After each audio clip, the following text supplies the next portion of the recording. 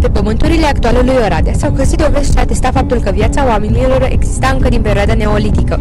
Însă, în documente, orașul începe oficial cu regele Ladislau al Ungariei, ce, îndemnat de un vis, construiește o mănăstire în cinstea Maicii Domnului, în jurul căreia, în timp, s-a format cetatea Oradei. Orașul, cu ajutorul influențelor umaniste renașentiste, secolul al XV-lea și iluministe, secolul al XVIII-lea, reușește să devină un centru mare de influență în Transilvania.